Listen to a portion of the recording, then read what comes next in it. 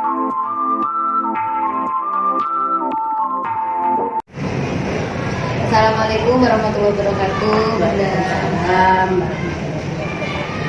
Bagaimana kabarnya Ibu? Saya ikut senang mendengarnya. Semoga Ibu tetap sehat dan semangat menjadi pemimpin pembelajaran yang sukses. Maaf sebelumnya bila saya mengganggu waktunya Ibu, dan terima kasih sudah menyempatkan waktunya untuk bisa wawancara dengan saya. Begini Bu, saya ada tugas pada modul 3.1 untuk wawancara kepada kepala sekolah tempat bekerja terkait pengambilan keputusan berbasis nilai-nilai kebajikan sebagai pemimpin. Nah, ini saya langsung mulai saja pertanyaan yang pertama. Selama ini, bagaimana Ibu dapat mengidentifikasi kasus-kasus yang merupakan dilema etika atau bijikan moral? Ya, ini tidak penting, intinya kalau itu ada kasus ya sekamata kita tangani saja sesuai aturan yang ada.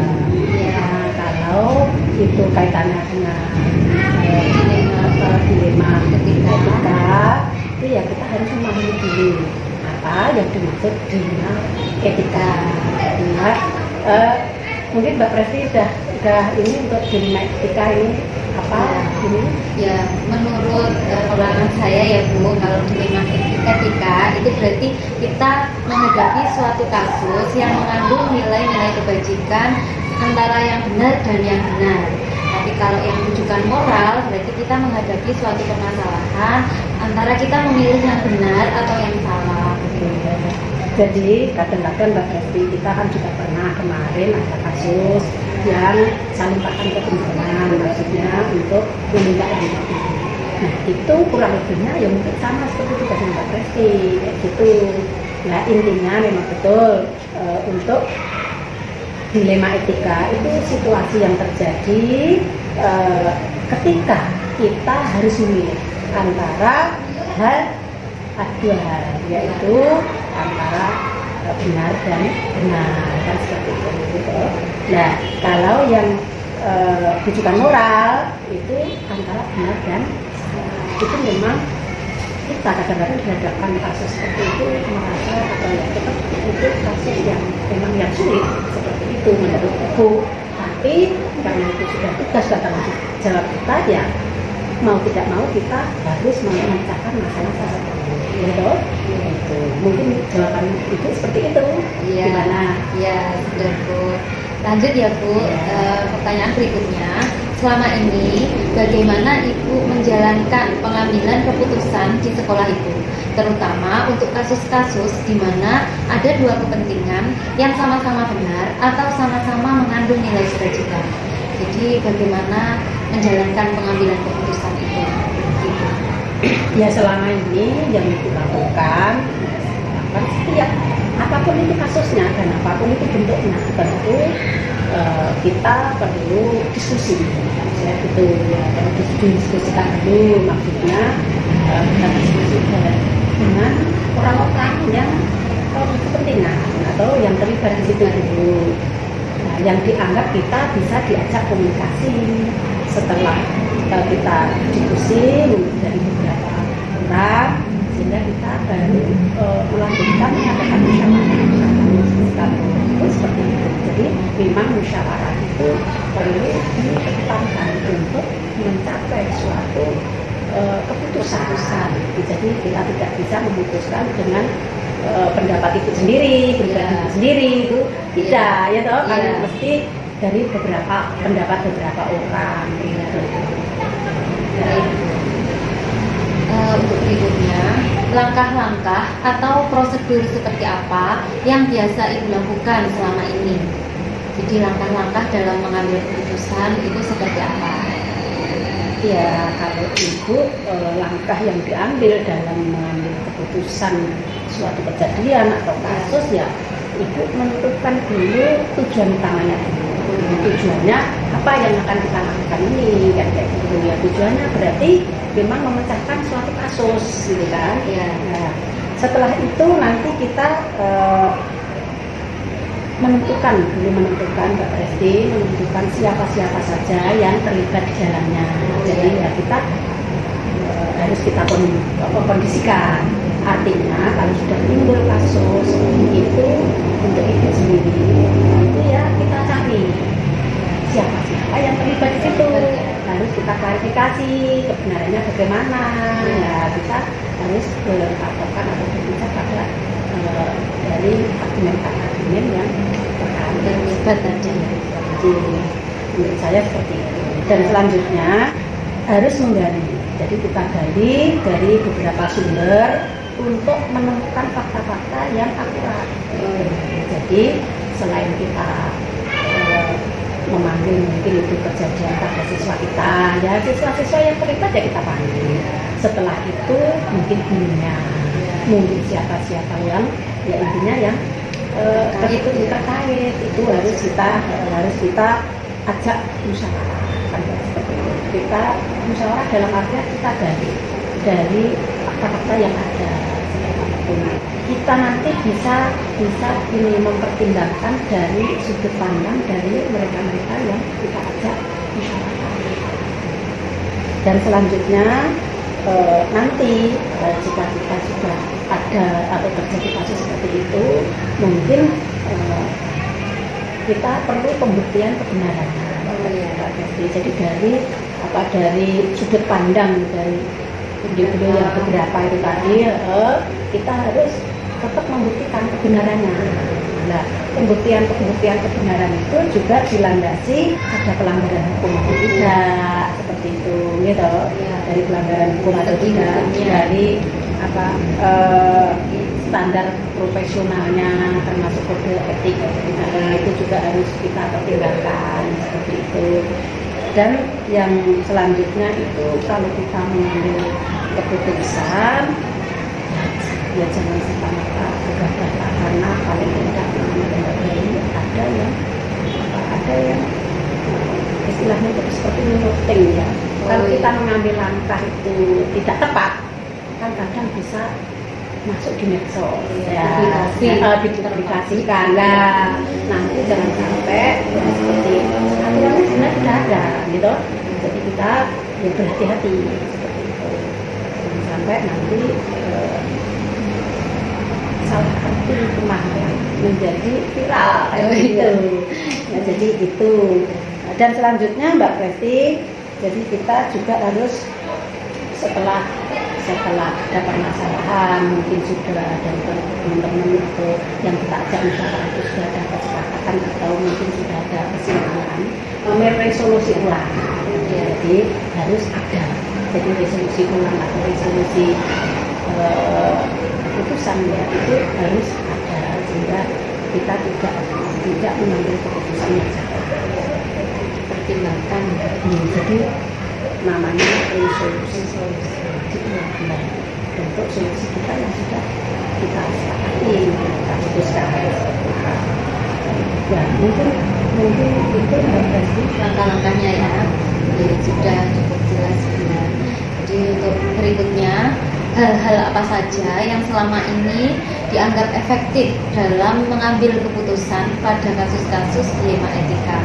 Jadi yang dianggap efektif dalam mengambil keputusan itu apa saja? Kalau yang efektif menurut Ibu ya kalau sudah terjadi timbul suatu kejadian atau suatu masalah apapun itu, bukan termasuk kasus yang penjenengan ini, itu ya kita segera saja. Jadi menurut saya lebih dekat dengan kejadian.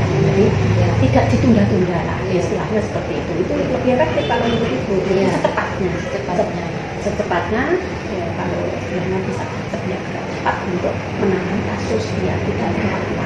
Oh iya.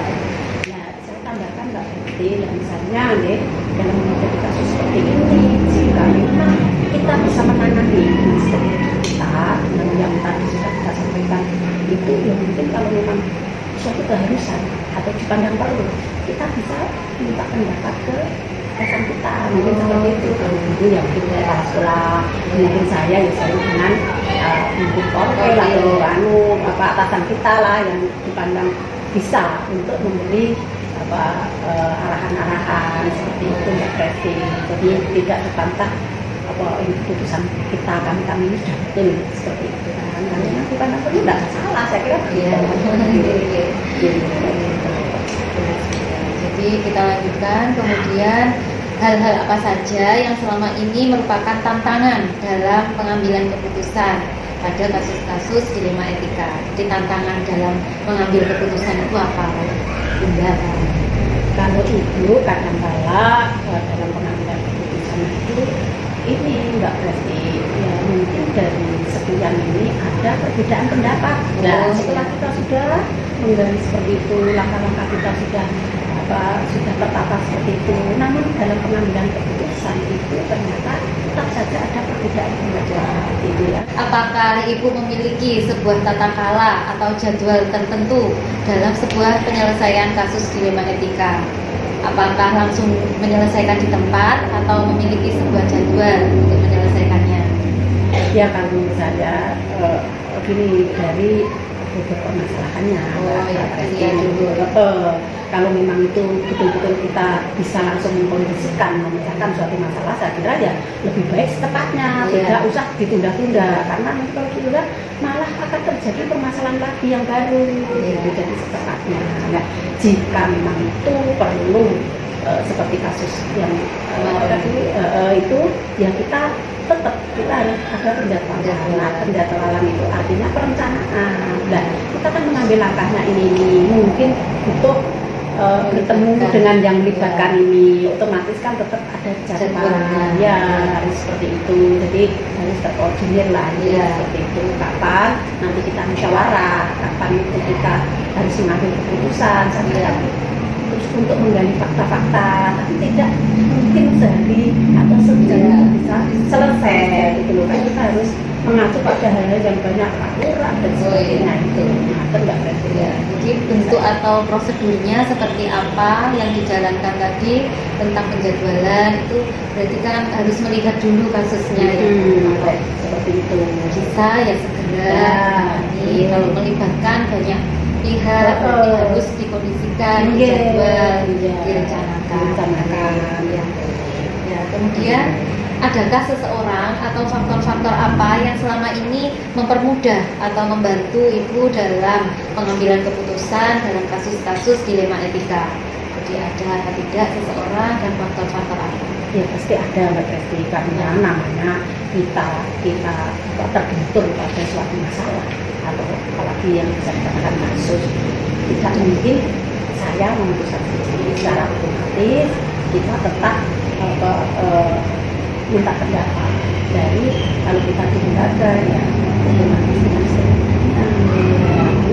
ya mungkin apa pendidikan semuanya itu meringankan kita dalam memecahkan masalah, mudah ya seperti itu. Ini ya mudah juga kan, ada teman-teman yang mendukung apapun yang terjadi di SD ya seperti itu.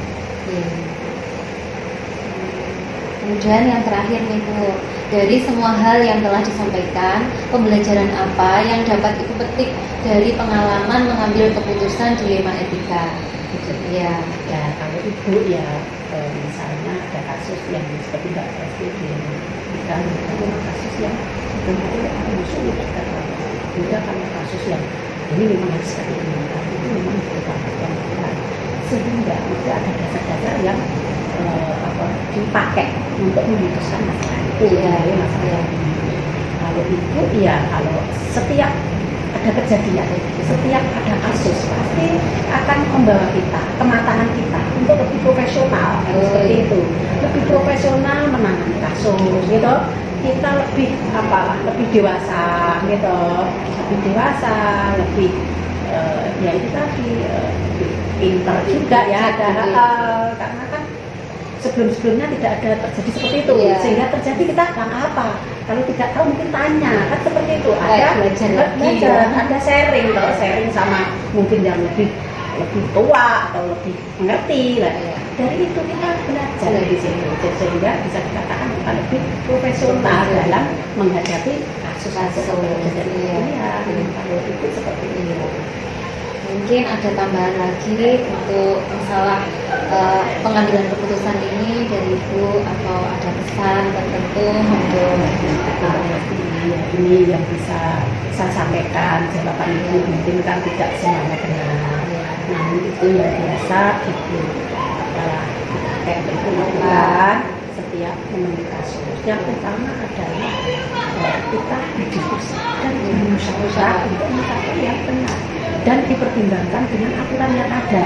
Kalau kita, Pak Mbak Esti, kalau kita menjalankan tugas itu sudah sesuai aturan yang ada, jumlah jenis dan kepala kode etik ya semua kita gunakan. Saya kira kita ya baik aja gitu ya, maka tenang, aman kayak gitu. Sehingga apapun yang kita lakukan intinya sesuai aturan dan kita harus melibatkan rekan-rekan kita untuk musyawarahkan mengambil keputusan. dan bagi apa yang baik dari itu ya dipakai gitu. Kalau kurang bagus ya jangan dipakai, maksudnya pakai yang bagus untuk kemajuan pendidikan.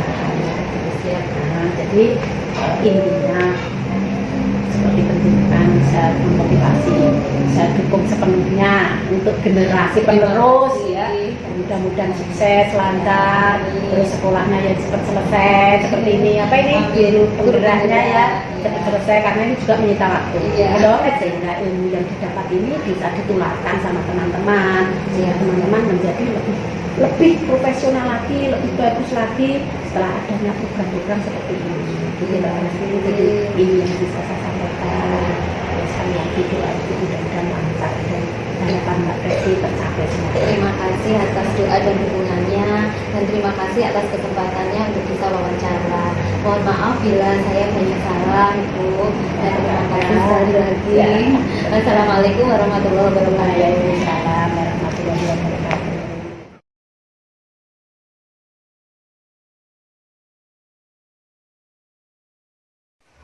Assalamualaikum warahmatullahi wabarakatuh. Waalaikumsalam warahmatullahi wabarakatuh. Gimana kabarnya Bu Arum? Alhamdulillah sehat pasti. Alhamdulillah, saya ikut senang mendengarnya. Kalau Bu Arum tetap sehat selaku Kepala Sekolah SDN Kandangan 1. Semoga Bu Arum tetap semangat menjadi pemimpin pembelajaran yang sukses ke depannya. Amin. Terima kasih doanya. Iya. Terima kasih Bu Arum sudah menyempatkan waktunya untuk bisa saya wawancarai. Nah, langsung saja ya Bu. Jadi untuk pertanyaan yang pertama, selama ini bagaimana Anda dapat mengidentifikasi kasus-kasus yang merupakan dilema etika atau rujukan moral? Jadi gimana ya membedakan suatu kasus ini dilema etika atau rujukan moral? Begitu. Begini Bu Presti, untuk kasus seperti etika moral atau dilema etika dan rujukan moral itu kan sekilas mungkin kalau orang awam mengatakan itu sesuatu yang sama. Iya. Tetapi pada kenyataannya antara dilema etika dan rujukan moral itu ternyata berbeda. Iya. Kalau menurut pendapat saya itu kalau dilema etika itu suatu kondisi atau situasi di mana seseorang itu dihadapkan pada dua masalah, tetapi masalah itu yang dua-duanya benar. Artinya dua-duanya benar tetapi saling bertentangan. Sementara kalau yang dinamakan rujukan moral itu di mana atau situasi di mana seseorang itu harus bisa mengambil keputusan, ini lo benar, ini lo salah, begitu. Kalau menurut saya. Kemudian selama ini bagaimana Anda menjalankan pengambilan keputusan di sekolah Anda, terutama untuk kasus-kasus di mana ada dua kepentingan yang sama-sama benar atau sama-sama mengandung nilai kebajikan. Jadi bagaimana Anda menjalankan pengambilan keputusannya? Gitu. Sebagai pemimpin pembelajaran tentunya karena saya di sini sebagai kepala sekolah, jadi sebagai pemimpin pembelajaran tentunya kami atau saya itu kalau mengambil keputusan itu tetap berbasis pada etika yang pertama. Kemudian yang kedua, keputusan yang kami ambil itu cenderung berbasis kepada berpihak berbasis berpihak kepada siswa. Itu kita sesuaikan dengan visi misi dari sekolah kami, memang berpihak kepada siswa.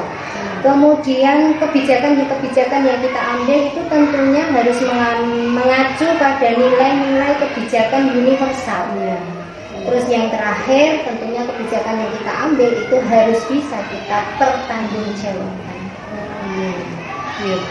Kemudian langkah-langkah atau prosedur seperti apa yang biasa Anda lakukan selama ini ketika mengambil keputusan? Jadi langkah-langkahnya bagaimana? Pada saat kita mengambil keputusan itu tentunya di awal kita fokus pada permasalahan yang timbul. Artinya akar masalah dari kasus itu apa? Kita harus fokus dulu di situ. Setelah kita fokus, kita baru menentukan, istilahnya kita mencari akar permasalahan dari kasus yang ada, kemudian kita istilahnya kita cari fakta-fakta yang terkait dengan kasus tersebut. Kemudian dari fakta-fakta itu kita cari juga beberapa pihak yang intinya terkait dengan permasalahan atau kasus tersebut, baru nanti kita ambil sebuah keputusan. Nah, tentunya untuk mengambil sebuah keputusan ini namanya juga suatu lembaga. Apabila keputusan yang terkait dengan etika moral, terutama untuk keputusan yang terkait dengan rujukan moral atau dilema etika itu kan sulit untuk kita pecahkan sendiri. Artinya saya tetap berkoordinasi dengan tim guru-guru saya. Kita rapatkan dulu melalui forum rapat dewan guru. Kita ambil keputusan. Setelah kita ambil keputusan, tidak hanya keputusan itu kita ambil, setelah itu selesai enggak. Kita laksanakan hasil keputusan itu, kita terapkan. Habis itu kita tetap refleksi, lihat bagaimana, apakah keputusan yang kita ambil itu sudah betul-betul universal. Artinya kebijakan yang kita ambil itu apakah sudah benar untuk semua pihak. Tetap kita evaluasi. Kemudian hal-hal apa saja yang selama ini Anda anggap efektif dalam pengambilan keputusan pada kasus-kasus dilema etika? Yang saya anggap efektif ya, itu tentunya keputusan yang berpihak kepada siswa. Karena sekarang kan kita cenderung menggunakan kita sekarang masih atau dalam rangka proses menerapkan kurikulum merdeka. Kurikulum merdeka artinya anak harus merdeka. Jadi kita intinya di sini keputusan yang kita ambil itu harus berpihak kepada siswanya. Kemudian yang kedua, keputusan yang kita ambil itu harus betul-betul memiliki nilai kebajikan universal. Hasil keputusan yang kita ambil itu betul-betul benar untuk semua pihak. Dan yang terakhir tentunya juga harus yang seperti yang saya katakan tadi, harus bisa dipertanggungjawabkan. Kemudian hal-hal apa saja yang selama ini merupakan tantangan dalam pengambilan keputusan Ibu pada menghadapi kasus-kasus dilema etika? Jadi tantangannya apa nih Ibu? Ini tantangan yang biasanya sering kita hadapi ya. Tantangan yang sering kita hadapi itu kalau kita menemukan dua permasalahan. Permasalahan itu sama-sama benarnya, tapi kita harus memilih salah satu. Betul. Itu permasalahan sering terjadi. Nah, untuk memutuskan itu akhirnya kita itu dilema. Kalau nanti kita ambil kebijakan seperti ini, mungkin nanti efeknya seperti ini. Kalau kita ambil kebijakan yang ini, efeknya juga akan seperti ini. Jadi dilihat dari ini nanti kita harus betul-betul mengambil keputusan ini. Harus benar-benar dipertimbangkan dari berbagai aspek gitu ya. Kemudian saya lanjutkan, apakah Ibu memiliki sebuah tata krama atau jadwal tertentu dalam menyelesaikan kasus dilema etika? Apakah Ibu langsung menyelesaikan di tempat atau memiliki sebuah jadwal untuk menyelesaikannya, dan bentuk atau prosedurnya itu seperti apa ketika menjalankannya? Kalau ini pengalaman yang pernah saya alami sebagai pemimpin pembelajaran, memang kami untuk permasalahan etika atau permasalahan atau dilema etika atau rujukan moral ini memang kalau menurut saya permasalahan itu datangnya itu juga tidak bisa terjadwal. Jadi kami memang tidak punya jadwal khusus saya harus menyelesaikan masalah yang seperti ini. Karena datangnya permasalahan atau kasus itu juga tidak bisa kita minta atau kita jadwalkan. Jadi secara otomatis kita tidak punya jadwal khusus untuk menyelesaikan kalau ada dilema ketika seperti ini. Tapi begitu ada permasalahan, biasanya kita langsung menyelesaikan kejadian itu secepat mungkin. Artinya biar tidak permasalahan itu berlarut-larut dan efeknya lebih panjang.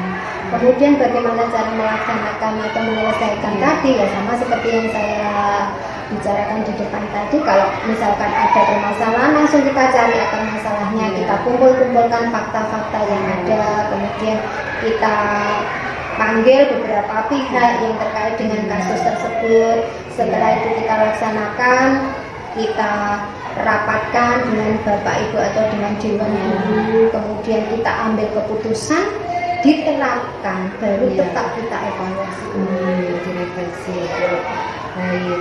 Kemudian adakah seseorang atau faktor-faktor apa yang selama ini mempermudah atau membantu Ibu dalam pengambilan keputusan dalam kasus-kasus dilema etika? Tentunya kalau dalam sebuah sekolah itu dalam sebuah lembaga itu pasti ada warga sekolah.